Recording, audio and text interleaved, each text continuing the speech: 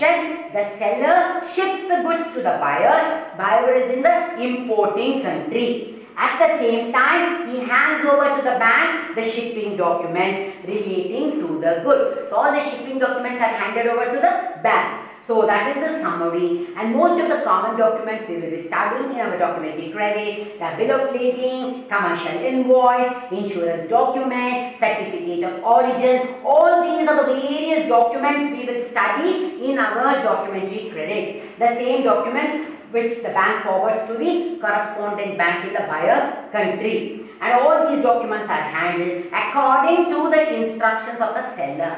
So documentary collections come under URC 522. ICC brought out, International Chamber of Commerce, they brought out URC 522, Uniform Rules for Collection. So that is how it happens. Documentary collections, they manage the document handling process, and there is no payment undertaking given. Only there is an intervening of the bank, and there is, to a certain extent, the risk is reduced in this case. That is what we find under documentary collection. So the seller will have less security than the documentary credit. Documentary credit is utmost secure, but here it is less secure, and consequently the costs are lower here. So that is the advantage. Costs are lower, and no doubt it gives some measure of security to the seller. It gives some measure. Seller's interest is best served where the buyer is not able to obtain possession of the goods without the documents. So without the documents, the buyer cannot take possession of the goods without the documents.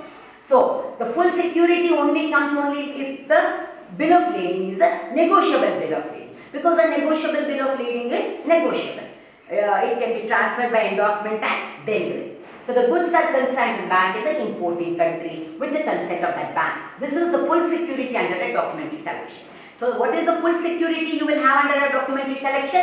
One, if the transport document is a negotiable bill of lading. Because if it is a negotiable bill of lading, it is a negotiable instrument. It can be transferred by endorsement and delivery. Second, the goods are consigned to the bank in the importing country. If the goods are consigned to the bank, then there is a full security even in documentary collection.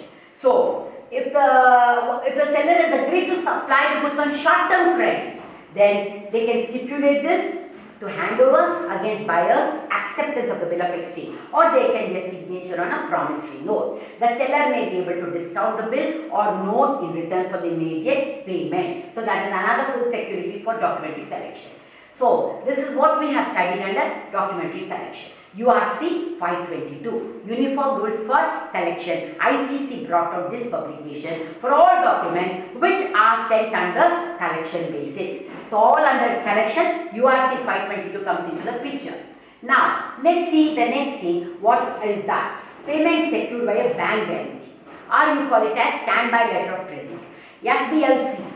Standby letter of credit also gives a very good guarantee to the seller, where in a bank guarantee, that is under SBLCs, the seller can obtain payment in case there is a default by the buyer, there is a breach of contract or no performance, then he can invoke the guarantee. So SBLCs are also very important. They come under ISP 98, International Standby Practices. So ICC brought out ISP 98, International Standby Practices, for the purpose of this transaction.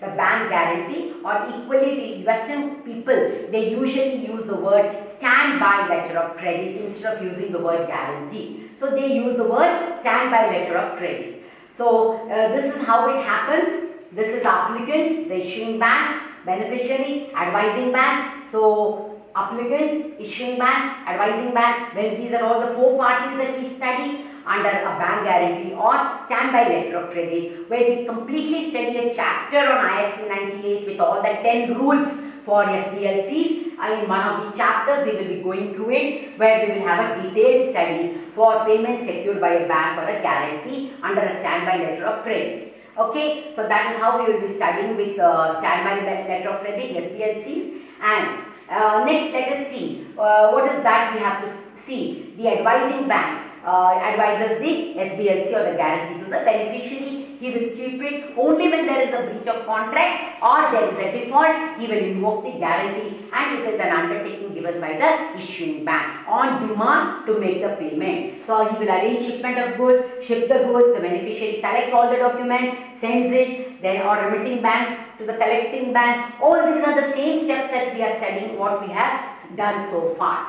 If the open account transaction or documentary collection is honored, then the guarantee is not utilized.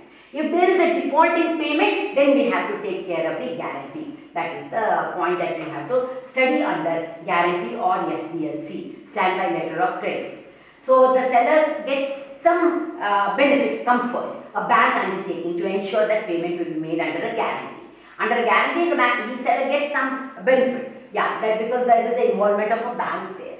Yes. So that is how we have studied about the different methods of settlement under chapter number 3. And there are the questions given in the textbook, which we will be taking up along with the multiple choice questions.